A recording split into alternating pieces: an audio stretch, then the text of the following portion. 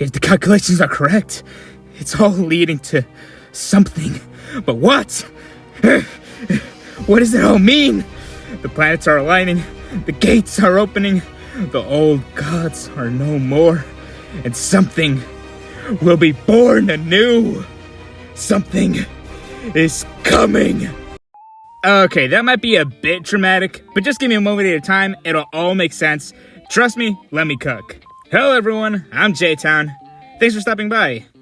And I think I got a prediction I want to share with you guys. There's going to be some changes on YouTube. Some big changes. Specifically for small creators like myself. And, will you believe it or not, I think it's actually for the better. I've been seeing it, you've been seeing it, we've all been seeing it. The YouTube algorithm for a while has been strange, to say the least. The For You page might as well not be called For You, because what it's been recommending, it's out there. Everyone has been noticing that it has been recommending videos that have nothing to do with your interests. They're often done by creators who have like 200 subs, and the video itself has like 20 views on it. And for some reason, these are the types of videos that are just getting pushed all the time. And it's been going on for months. This weird shift in the YouTube algorithm when it comes to recommendations, alongside the new feature that just rolled out, YouTube's newest addition, Hype, a whole new feature separate from likes or subscribers. It allows for smaller creators to get promoted by their viewers and for the chance to be noticed on a greater scale on the platform. It's a whole new tab on the Discover page. Here, it's a weekly leaderboard for the top 100 most hyped videos, giving small creators a whole new way to blow up and find an audience. These two changes happening right after another, it's no coincidence.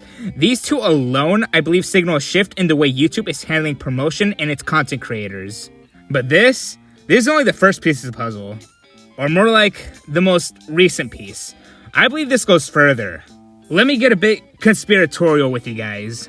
The YouTube landscape is changing to where it is promoting small creators, but not just any kind of small creators, the authentic kind. Why, you ask? I don't know.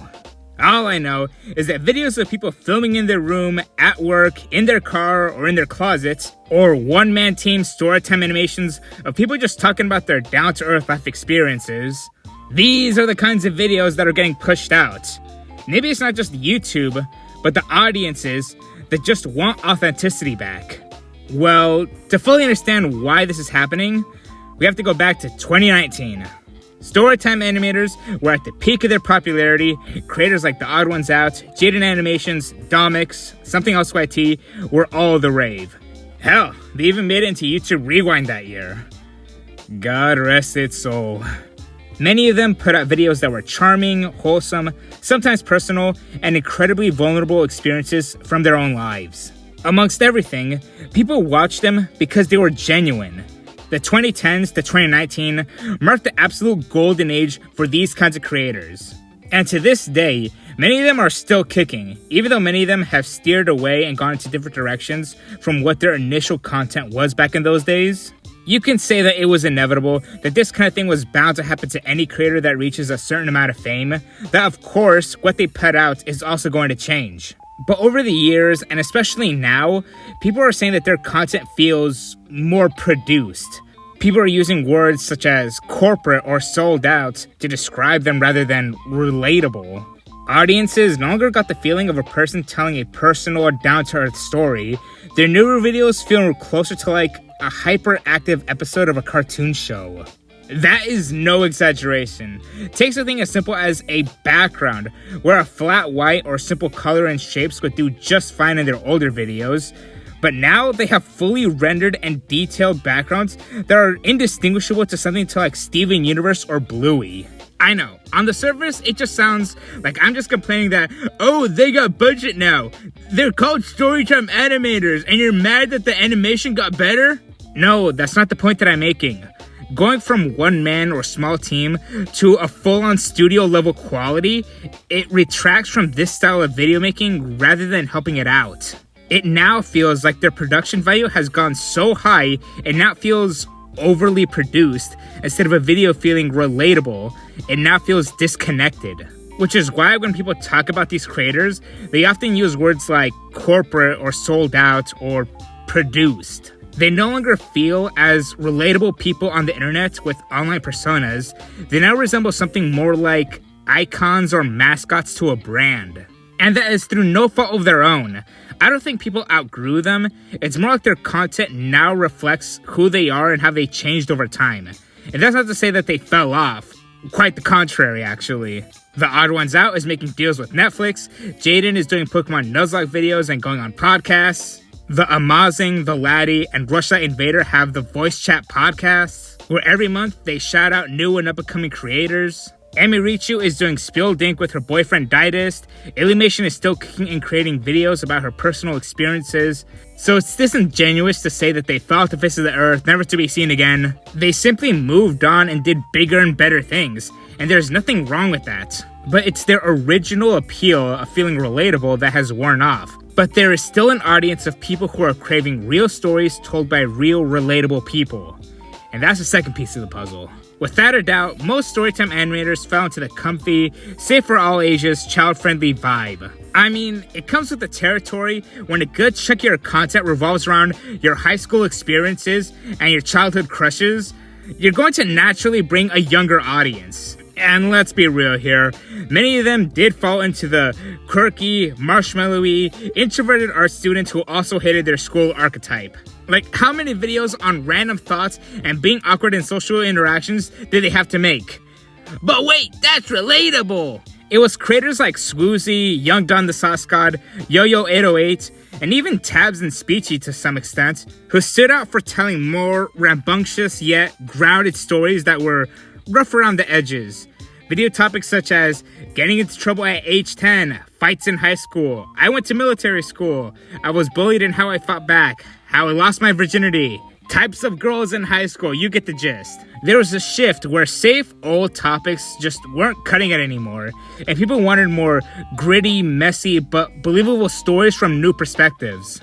It was a natural progression of the genre. Not everything was going to want to be the bouncy, positive, yet anxious little marshmallow character. It was a subsection of Storytime animators where at its core, the DNA felt the same. Things felt relatable, and the storyteller was genuine. Even if the story was like, my girlfriend cheated on me and how I got back on her. I know this was a long-winded exposition dump for my next point, but trust me, it'll all make sense. It was these more provocative Storytime animators who paved the way for another branch of even edgier content to emerge. Let me introduce you to the Smoking Stickmen. They were stickmen who smoked a lot. That's literally everything you need to know about them. One guy made a banger video about the effects of getting high, which then caused a tsunami of copycat channels who all wanted a piece of that pie, and they quickly oversaturated the market. It turns out that all you need to be a successful YouTube creator is to create a shitty little crunchy stick dude and talk about smoking that mad Zaza all day, man. These stories were sensational, loud, exaggerated, and over the top with fast editing. Videos were filled with crude sex comedy. A lot of them had that same South Park sense of humor where they try to make jokes that try to offend everybody. But when you try to offend everyone, you end up offending no one. Regardless if you vibed with this kind of content or not, the bones of Storytime animation were at least there. And it's the Smoking Stickmen that kinda marked the downfall of the genre. Things got sensational, thumbnails were oversaturated and clickbaity, and they were very, very repetitive. Seriously, there were like 100 of these guys hotboxing YouTube. But going balls deep into the smoking gimmick, it had no real staying power. It got stale real quick. The heart and authenticity was lost. They valued getting high instead of having a charming or good personality. I don't know what happened to the Smoking Stickmen. I kind of stopped hearing about them about a year ago. And that leads us to where we are now. We are in the tail end of this whole loud and sensational stage of YouTube where it seems like everything and everyone is fighting for your attention. Some would even call it the most corporate or sold out stage YouTube has ever been in. People are tired of seeing it so often, and people want authenticity back. And that's the third piece of this puzzle. And now we arrive at the present day. And honestly, it's happening already. Search up topics like my first video, and what comes up is a plethora of creators who just joined in the last few months. People are turning on the camera, recording their voice, whether it's in their bedroom, in their car, or their closets, and people are sharing their honest and authentic selves. And for the first time in a long time, they're being rewarded for it. And I've experienced this firsthand. I've been uploading videos for a few years now, and it's in the last few months where I've seen the most success on this channel. It's this type of content that people are just resonating with. The fact that I'm seeing moderate success after just one of my videos that blew up, all of the success alongside all of the changes that YouTube is implementing, coincidence? I think not! The tides are changing. Audiences want more of this authentic side of YouTube. It is proven true. There is a demand for this. And that is the fourth and final piece of the puzzle. And there's one last thing that I haven't mentioned until now. Back in 2010s, when storytime animators were just getting their footing, it was during an early era of YouTube where crazy thumbnails, fast and chaotic energy, where exaggerating and being loud and edgy was the norm. Think of Smosh at their peak, Filthy Frank, iDubbbz, and PewDiePie saying the N-word. The rise of storytime animators was a response to it, almost as a counterculture. This side of YouTube was a breath of fresh air at the time, where things were quiet, calm, relatable, and most importantly, authentic. They felt as if they were being their true selves and not people putting up an act for the viewer. And we're kind of seeing that pattern cycle through again. It feels like a renaissance of new creators, new storytime animators are about to make way.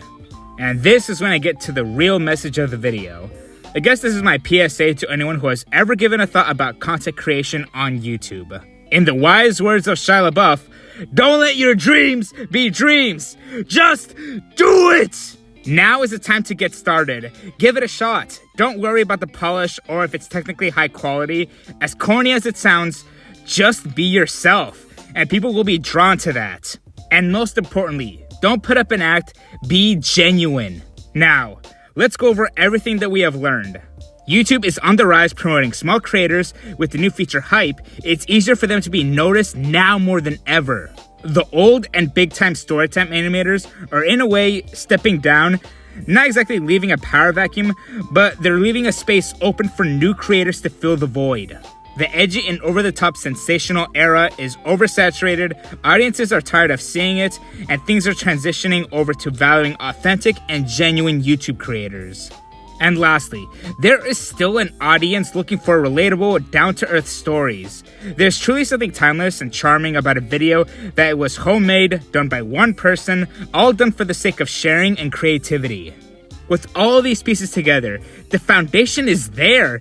It's the right set of ingredients for a perfect storm. Right now, it's the perfect set of circumstances for new creators to rise up and find an audience. And I'll leave it up to you guys if you feel I count as a storytime animator. I feel that is just the closest bubble that I fall into. But I'm looking at this from a unique perspective, being both a creator and a viewer. And the thing is, I'm kind of at ground zero. I'm the exact kind of demographic that would benefit from riding the winds of this perfect storm. And I have already seen some massive success from it. I am standing right underneath the Hadron Collider, and it's only a matter of time whether I get deatomized or I get blasted with cosmic radiation and become a Godzilla-esque figure on YouTube. Well, that's everything I have to say. Thank you for listening to my TED Talk. I hope you have a takeaway from this video. If you enjoyed the video, like it, consider subscribing, and if you see that hype option in the comments, hype it up. Thanks for watching. I've been J-Town, and I'll see you guys next time.